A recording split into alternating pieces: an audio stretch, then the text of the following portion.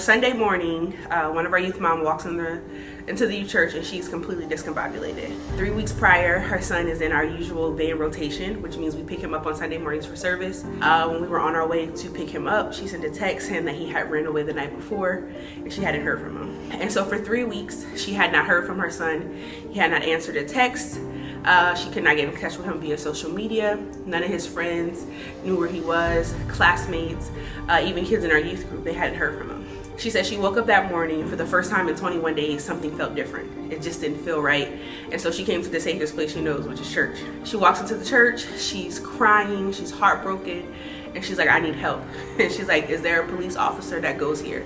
Is there a sheriff? If there's an investigator, somebody has to help me find my child. When questions can't be answered, when people don't have resolution or resolve, we go to Jesus. So we said, let's have our young people pray. Let's have his peers pray.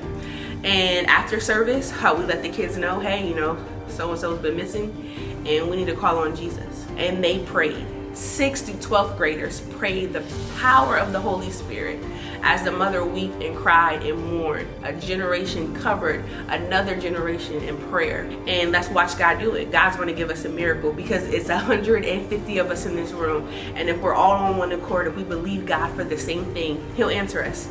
And so we prayed, asked God to do it and to do it now. And so within 3 hours of service, we're at home, we get a text from another one of our youth and was like, hey, I found him. He's downtown at the LA library.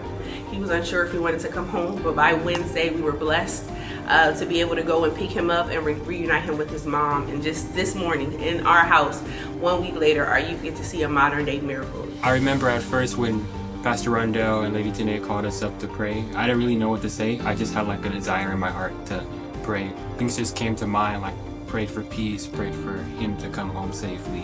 I just had hope, had faith that God was going to work something. And then the next day, when he was found, I just believe that God can work miracles. I was shocked, really, because I'm like, dang, he went missing like that. So we all prayed for him. We got in a big circle around his mom. We hugged her, we prayed for her, and then, after a few hours, he was found. God really worked this miracle, this big one. So it was about 40 of us. We all went up and we prayed, laid hands on her, and we prayed. And I was praying in tongues. People were shouting, singing, praying their heart out for this woman. And it worked because he was found merely hours later. And I don't know what a bigger testimony of how God can work is. That just shows the power of prayer and the power that Jesus has. God found him. It even says in the Bible, God left the 99 for the one. And we just see his power through how you came back in only hours. It didn't take days, it didn't take weeks, it didn't take a month, in hours. So it just shows how powerful God truly is and how powerful prayer can really be. It's a testimony to the importance of prayer and how not only one person's voice can make a difference, and how when we all come together in a space and we really are dedicated to speaking to God and just all coming together, I feel like that was what brought him home and brought him home safe. When I found out he got back, he's back home now, I was in the van and Miss Lisa tells me, oh, they found him. And I'm like, what? And she said, yeah, they found him 3 hours after they prayed for her on that Sunday. So that was such a big deal because I'm like, there's no way. We were just praying for him. Oh my gosh, I was so happy. Especially for us being youth and still learning our voice with God and our voice in prayer.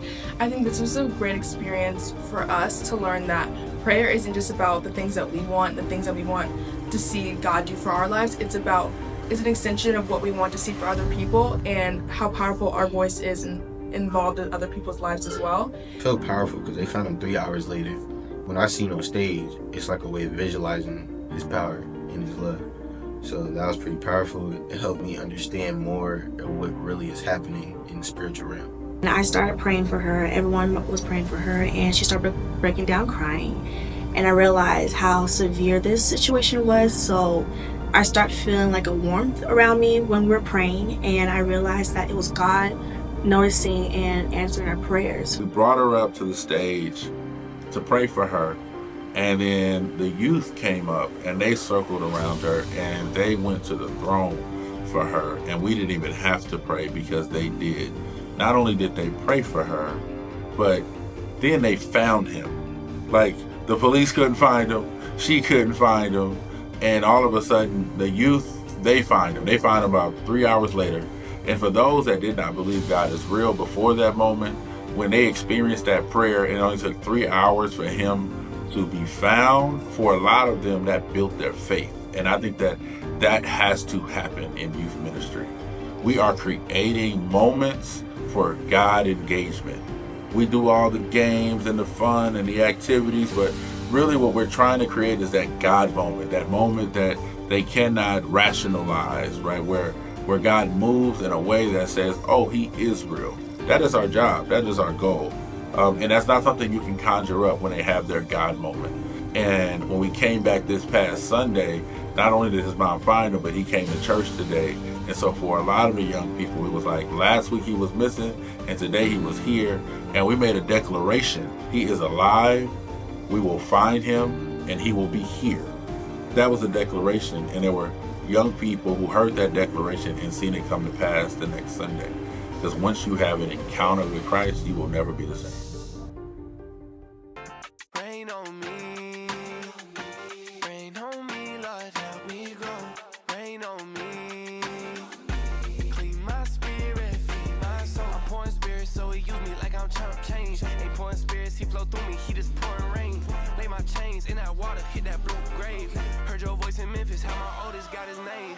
Hey, Father, take me back. Psalms 1 in the morning, meditating fast. Hey, you don't know what you driving, but got something fast. See my brother's life change when that whip crash. I got whiplash, where the spirit got my head turning. Time to pick trash if I wanna serve, I Jesus serving.